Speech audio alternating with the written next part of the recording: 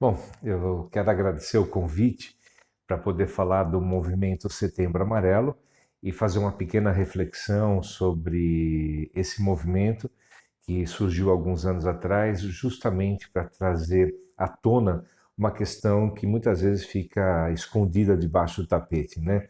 E a ideia do Setembro Amarelo, então, é justamente tirar o tapete, né, de onde as coisas foram colocadas e a gente conseguir fazer uma reflexão, então, do conteúdo que estava debaixo do tapete, para que seja feita então uma faxina, né? Uma preparação para que as coisas fiquem um pouco melhores. Bom, o Setembro Amarelo, como eu falei para vocês agora, é um movimento que se estabeleceu de alguns anos para cá através da ação pública, não tem vínculo governamental, político, ideológico, é somente mesmo um momento para a gente poder fazer uma reflexão sobre um tema tão importante, tão sério e que é preocupante porque é um problema de saúde pública, é uma das condições de contaminação mais altas do planeta. Muitas pessoas morrem por suicídio por dia em todo o planeta. Então, tratar desse Setembro Amarelo é justamente tratar de um alerta, né? De um alerta que a gente possa, amarelo no sentido de piscante, para que a gente possa chamar a atenção sobre isso. O mês de janeiro tem sido chamado do Janeiro Branco, que é justamente o movimento em que se faz uma reflexão sobre a questão da saúde mental. Aí é uma abertura também para que a gente possa tratar dessas questões. Então, eu queria trazer para vocês a questão de que a palavra suicídio ela veio do latim sui, né, que significa a si mesmo, e sedere, que significa matar, golpear, ferir-se mortalmente, tá? Então, a palavra suicídio foi usada pela primeira vez pela teologia, lá pelo século XII da era cristã, justamente por um teólogo que estava tentando definir esse fenômeno que já acontecia naquela época, tá? Lembrando, fazendo um pequeno parênteses, que houve uma tradição cultural, não muito longe do nosso tempo, em que o suicídio ele era um ato cultual, ou seja, alguém só adquiriria honra se de fato se matasse. Dentro de uma moral muito rígida, até algum tempo atrás, e não muito tempo atrás, alguém que se implicava em algum tipo de problema, algum tipo de situação, o único recurso que ele tinha para sair dessa situação era cometendo suicídio, aí ele voltaria a ter um prestígio moral, mas já morto. Isso me parece que não é muito funcional. Então, o suicídio já é um fenômeno narrado, com textos e documentos, desde o século XII da era cristã, a partir de um filósofo francês, de um filósofo e teólogo francês. Bom, nós temos três possibilidades quanto à questão do suicídio. Primeiro, a ideação suicida. Ideação implica em que alguém deseja ou pensa cometer suicídio, tá? Ele só fica elucubrando, ele fica pensando, ele fica planejando, mas ele não vai ao ato, ele não vai para o segundo momento. Então a ideação suicida já é um problema desconfortável, tem a ver com relações emocionais, afetivas, que daqui a pouco vou tentar trazer. Nós temos então a segunda condição, que é de fato a intenção suicida, ou seja, da ideação de ficar desejando, querendo pensar e planejar, nós já estamos agora no segundo momento em que o sujeito já decidiu e ele já tem um plano para poder acabar com a própria vida, tá ok? E nem sempre daquele modelo que a gente conhece, né?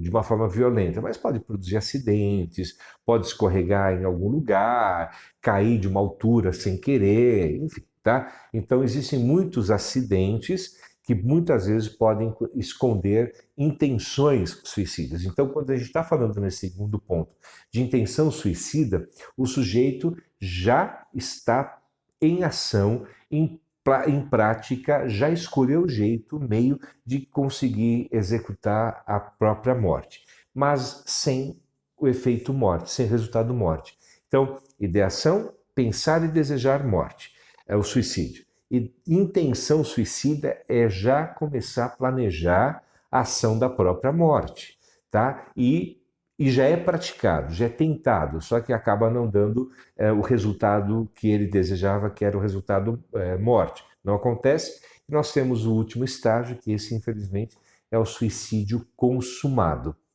Então, dentro dessas três condições, o suicídio é respeitado ou é observado, e é importante pontuar que todos nós humanos passamos por pensamentos de morte, mas isso não implica em ser uma intenção ou ideação suicida, tá? A gente às vezes está estressado, cansado, chateado com alguma coisa, e com isso então a gente fala, se eu morresse, se eu não existisse, enfim, mas isso não é um pensamento, uma intenção suicida. Contudo, é importante que se fale sobre isso. A ideia do movimento Setembro Amarelo é que as pessoas comecem a falar disso e não ser tratado com aquela frescura, é bobagem da sua cabeça, tira de lá, e você é firme, você tem tudo na vida. Não é por esse caminho que a gente se defende de alguém que esteja com essa fala, com essa conversa. É importante encarar isso de uma forma dialógica, ou seja, dialogando, conversando com elas, tá? Então, em cima desse breve e momentâneo introdução, é importante pontuar que o suicídio é sim um fenômeno facilmente praticado no mundo todo, tá ok?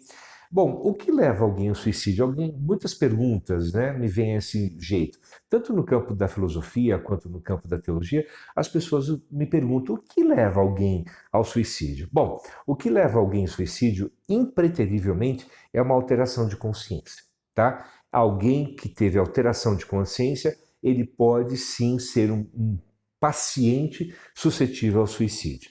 O que é alteração de consciência? Loucura? Não só. Raiva, impulsividade, contrariedade, tentativa de vingança, fazer o outro sofrer, criar um estrago no meio da família, entre os amigos, no trabalho. Então, a alteração de consciência não ocorre só nas pessoas que estão com problemas e transtornos mentais graves, tá? Lembrando que depressão é sim um transtorno mental.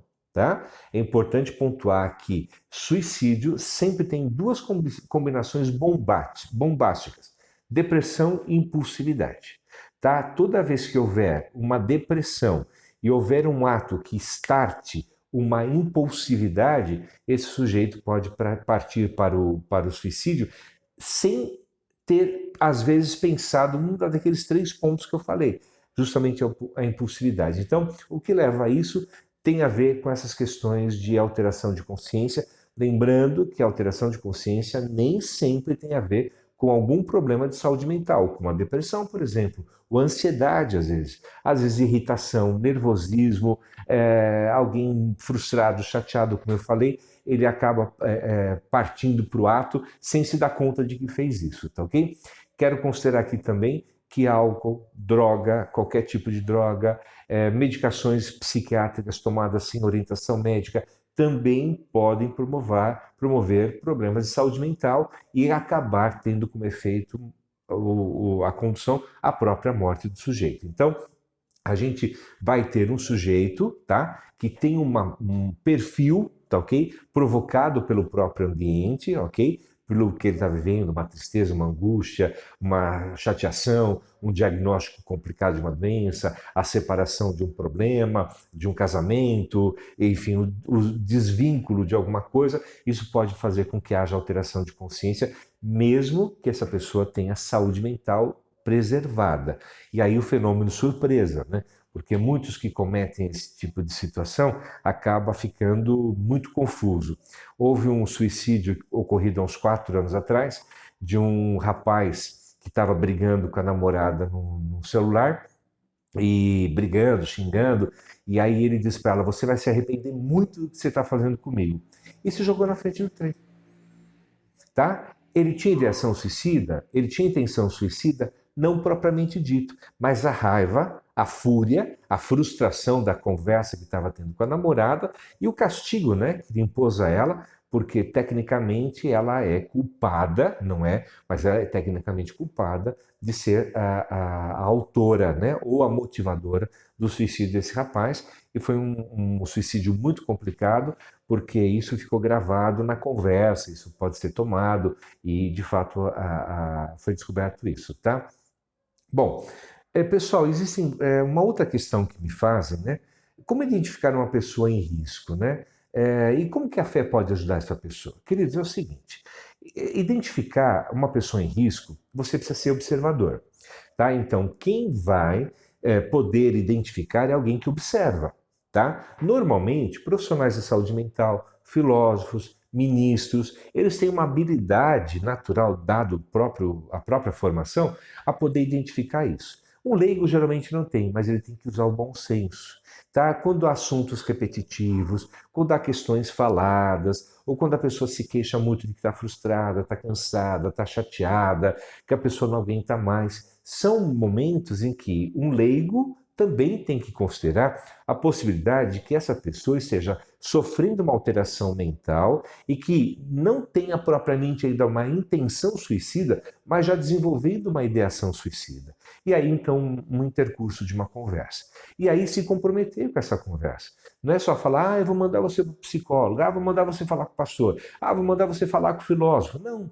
Você falar com essa pessoa. Mas é meu filho, é minha mulher, é meu marido, é meu irmão, é meu vizinho, não importa. Há um comprometimento e esse comprometimento é uma questão importante. Então você pode identificar, você pode perceber, mas se você não se comprometer em auxiliar essa pessoa, conversando com ela, talvez a omissão acabe provocando, sim, uma ideação suicida que desenvolve para uma intenção suicida e um suicídio tentado. E se não houver morte, que bom, a possibilidade de ressignificar a vida, e se houve um suicídio consumado, já temos perdido essa pessoa. Então, é importante que quem puder ser identificador e quem é relacionado, tanto no trabalho, quanto na igreja, quanto na família, nós encontramos pessoas com essas queixas e a gente pode intervir perguntando, está acontecendo algum problema?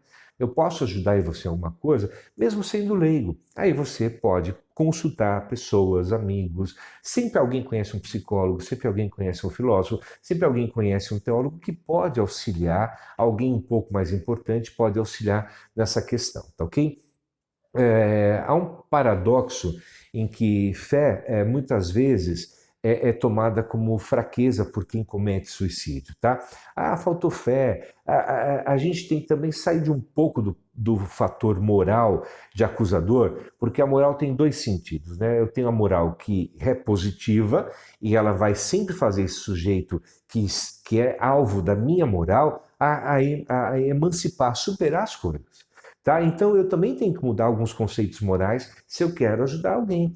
Ou que eu tendo fé, esteja passando alguns problemas, onde a moral negativa vai me cobrar, vai pesar mais, vai me criar um problema e às vezes o único recurso possível será então sair do jogo. E sair do jogo pode ser suicida. Então a gente tem que pensar que existe a moral positiva, aquela em que eu perdoo, dou segunda chance, eu converso com a pessoa, tento entender o lado dela, empatia. Empatia é se colocar dentro do pathos. Pathos, a palavra patologia, vem de paixão, de sofrimento. Então, toda vez que eu tenho empatia, eu estou entrando dentro da dor do sujeito. Eu estou entrando dentro, tentando compreender o que aquele sujeito está vivendo. E não partindo do pressuposto, vai para o inferno, vai morrer, tem que abandonar, tem que jogar fora, tem que matar. Tá? Não é por aí, porque essa moral negativa é uma moral legalista punitiva, que ela leva à morte. Se não a morte real, no caso do suicídio, a morte moral, a pessoa é extinta, ela é excluída de um grupo. Quando eu penso na moral positiva, eu estou pensando em alguém que tem uma dificuldade, está passando por uma questão na qual ele precisa de alguém que o compreenda. Simplesmente isso, que alguém possa compreendê-lo e ajudá-lo. E aí então eu tenho que olhar as pessoas ou olhar a mim mesmo com uma moral positiva, tá? Lembrando que moral é uma coisa que se constrói no grupo social e a gente escolhe padrões entre valores negativos e valores positivos. Para eu poder sair da minha moral e chegar na moral do outro é a palavra empatia. Eu tenho que ter empatia por essa pessoa ou pelas pessoas de uma forma geral, né? E é óbvio que quando a gente pensa em fé, a gente está pensando na fé que emana do sagrado, do divino, da transcendência espiritual. A fé é fundamental para que alguém consiga vencer tanto a ideação suicida quanto a intenção suicida, tá? A fé é a firme, é a certeza a firme certeza daquilo que se espera, mas ainda não se vê. O que eu trago para essa questão da fé? A certeza, a convicção da lógica, a convicção da inteligência de que as coisas vão melhorar, tá? De que as coisas ruins hoje vão melhorar. Eu posso não ver nenhuma luz no fundo do túnel, mas eu posso imaginar que o fundo do túnel seja uma curva. Então, se eu estou no fundo, estou iniciando uma curva e eu olho para frente, não tenho luz nenhuma, eu posso imaginar, puxa vida, lá é uma curva. E quando eu virar a curva, eu vou ver a luz no fundo do túnel. O túnel nem sempre é reto, tá? Ele pode ter ângulos de 90 graus, como ele pode ter uma curva, tanto acentuada à esquerda ou acentuada à direita. Então é importante que a gente possa entender a fé como a possibilidade de ver uma luz quando ela não existe, tá? Mas ela não existe aos meus olhos, nos olhos humanos, mas na lógica, na capacidade intelectual, na capacidade de transcendência com Deus, a gente pode encontrar um caminho mesmo que não haja luz. Até porque Jesus diz que ele é a luz do mundo. Então, eu gosto muito de pensar que a certeza das coisas que se espera e não se vê, elas serão iluminadas pela própria palavra de Cristo, a própria luz de Cristo, tá? Agora tem a questão de cristãos que cometem suicídio, né? Já ouviu falar isso? Já ouviu falar de ministros, de irmãos e irmãs que cometem suicídio mesmo sendo cristãos? Aí eu posso trazer para vocês a ideia de que o sofrimento, a questão da alteração da consciência foi muito mais alta pelo estresse, pela pressão, pela cobrança, por alguma questão que a pessoa não consegue compartilhar, não consegue dividir, e aí esse suicídio é uma surpresa para todo mundo, porque todo mundo fala, mas como aquele irmão, aquela irmã, aquele pastor, aquele missionário, aquele reverendo cometeu suicídio, né? Pode acontecer, porque todos somos submetidos à mesma condição, aquela condição do bem e o mal que nós herdamos, né, de Adão e Eva, depois da perda da inocência. Então, toda a mente humana, ela é em si só bipartida, tá? Entre o bem, que é a essência da criação, e o mal, que é justamente a essência da desobediência ou da perda da inocência, tá? Então, a gente pode usar princípios de fé, tá? Não só contando com a fé das pessoas, mas a sua própria fé, de que Deus pode usar a sua fé para ajudar a outra pessoa a superar essa condição, tá? E aí vem uma outra questão que muitas vezes, recorrentemente, me perguntam: o suicídio é a igreja, né? Como tem sido essa relação histórica? Como a igreja tem refletido e cuidado dessa questão? Queridos, esse é o ponto. Lembra que eu falei para vocês que a primeira vez que a palavra suicídio aparece num tratado teológico / filosófico foi feito por um teólogo no século XII da era cristã, já era um problema da igreja.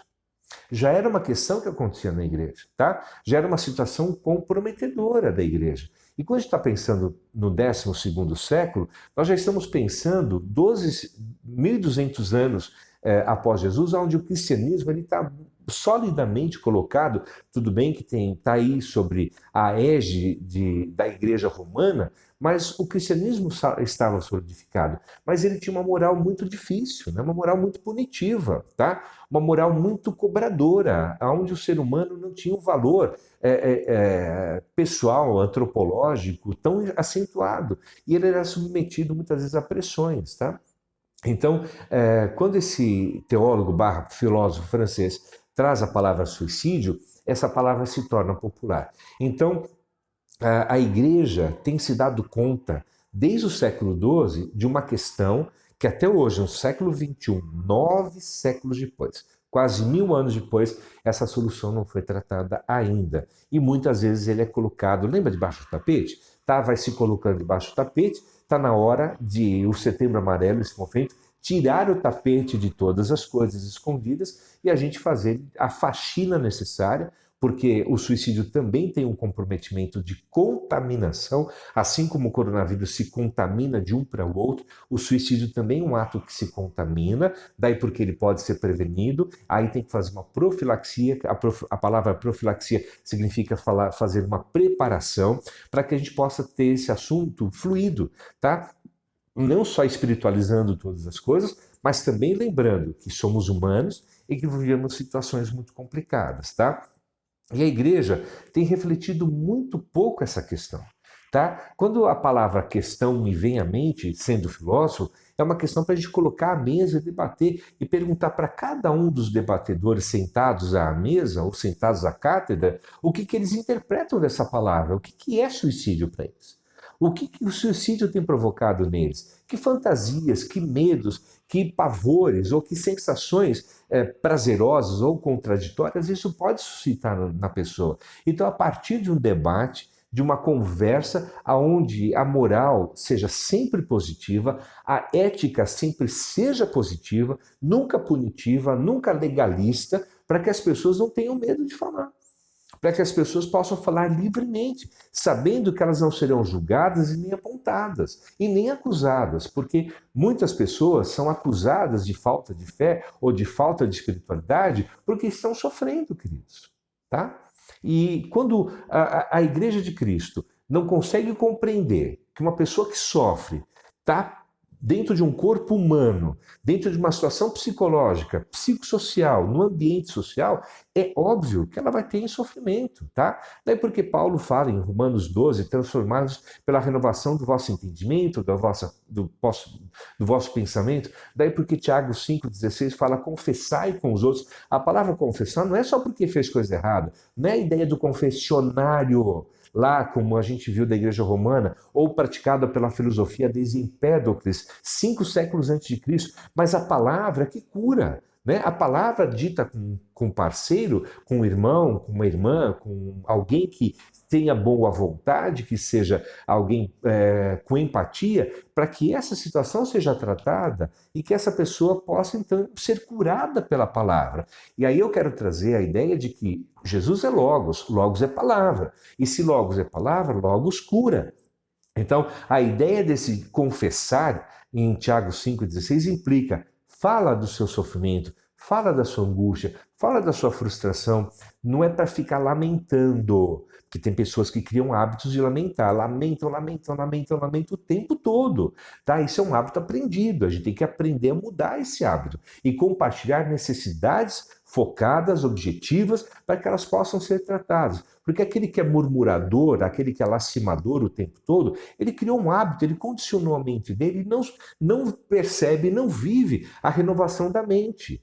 Tá? Daí porque se prega tanto, estuda tanto, daí porque se ministra tanto, faz tantas reuniões, inclusive do movimento do Setembro Amarelo, colocando esse tema à mesa para que as pessoas falem livremente, tá? Na ideia de que a gente pode, de fato, propiciar essas pessoas capacidade de autorreflexão e de superação.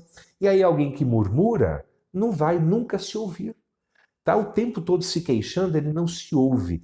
E é fundamental que as pessoas passem a se ouvir, não só pensar, mas quando elas falam e se ouvem, o acesso neurológico dessas informações vão para outros lugares, né? E se distribui entre o cérebro, e aí você começa a ter uma questão chamada ponderação e reflexão. Reflexão é ver-se no próprio espelho, né? E quando a gente se vê no próprio espelho, a gente encontra alguns resultados, tá? Então é importante a gente pensar nessa condição de que, de fato, a igreja ela é um veículo fundamental para a saúde espiritual, acima de tudo, porque lá as pessoas se convertem, saúde psicológica, porque elas recebem palavras novas que geram um novo repertório, ressignificam as coisas de uma forma diferente, o que era ruim se torna bom, bem como a Bíblia fala, o que matava não mata mais, o que minta não minta mais, enfim, tá? Quem faça fofoca não faça mais. Então a gente muda o nosso repertório e a partir de um repertório cristão, tá? A gente passa então a pensar de uma forma cristã e é óbvio que o Espírito Santo ilumina e vai consolando a gente nessa caminhada, tá?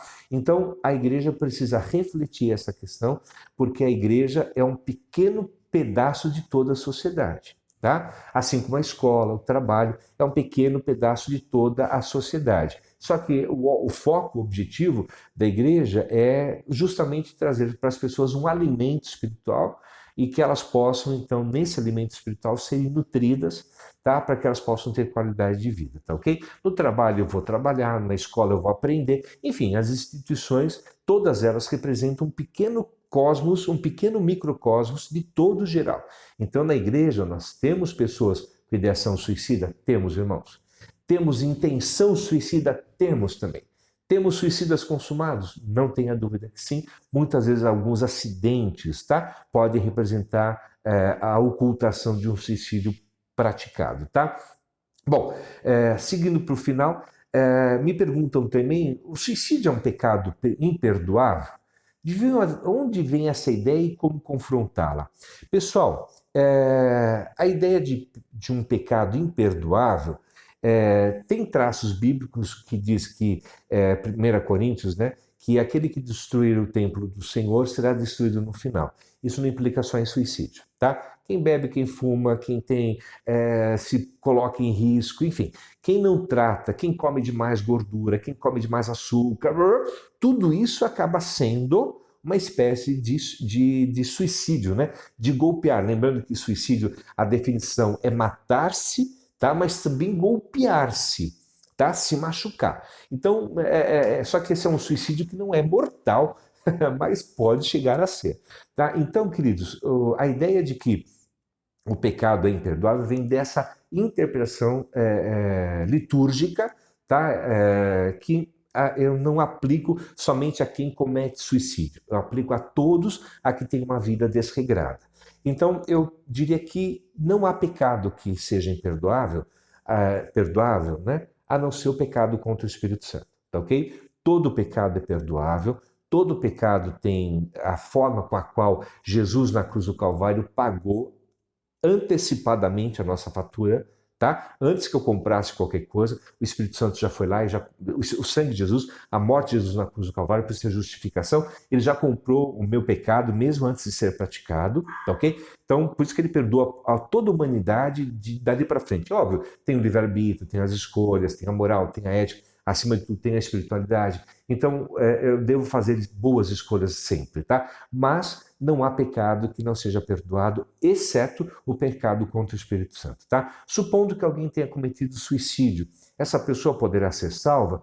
Irmãos, eu não posso dizer porque não sou juiz, tá? Mas eu tenho certeza que temos um defensor, que é o próprio Filho de Deus, temos o advogado de defesa, tá? Que é o Espírito Santo, é o assessor de tudo isso, e temos um único acusador, que é o próprio adversário das nossas almas. Então, nesse julgamento que vai ter no trono branco, teremos todos ligados à ideologia do perdão, da graça, do amor, da regeneração, e temos somente um desse grupo, que é de fato aquele que é considerado o pai da mentira, preparado para enganar.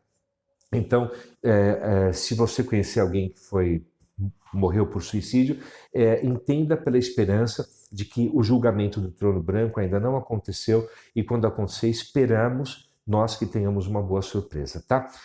Irmãos, e para terminar, eu tenho um texto de Isaías capítulo 35, verso 8, que é um texto que eu gosto muito, que eu aprecio muito, tanto pela questão de ser psicólogo, quanto a questão de ser teólogo e de ser filósofo. Eu encontro nesse versículo um lugar, uma base, um platô de reflexão muito importante. O texto de Isaías 35 diz o seguinte: e ali no final, e ali haverá uma estrada, um caminho que se chamará o caminho santo, tá?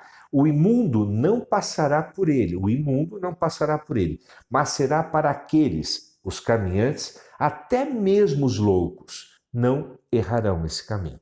Então, esse texto de Isaías, que é uma profecia messiânica, está falando do final dos tempos, né?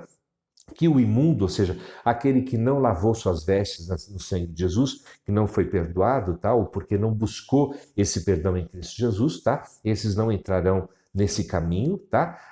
Mas que os loucos, né? Aqueles que não têm racionalidade, aqueles que perderam a razão, esses não errarão o caminho de Deus. Então, eu quero pontuar aqui que uma pessoa que comete suicídio, ela está, sim, com alteração de consciência, portanto, no estado passivo de loucura e pela impulsividade poderá cometer o suicídio. Então o convite é, tendo depressão, seja leve, moderada ou grave, procure um profissional da saúde, procure o seu ministro para poder orientá-lo, ouça as palavras que vêm da parte de Deus, ou do cristianismo que você faz parte. Lembra que você pode ressignificar sua vida a cada momento, todas as coisas podem ser ressignificadas, nada é destinado, não há destino, nós podemos fazer a nossa história a cada dia, porque basta a cada dia o seu mal, amanhã é um outro dia e o outro dia é uma outra oportunidade para eu ressignificar o meu sofrimento, a minha angústia, a minha frustração, o meu divórcio, a minha dor, o meu desemprego, a minha superação de traumas. Amanhã é um outro dia. Confie que o outro dia Deus continua gerenciando a ele. Boa tarde, boa noite, bom dia e até a próxima vez.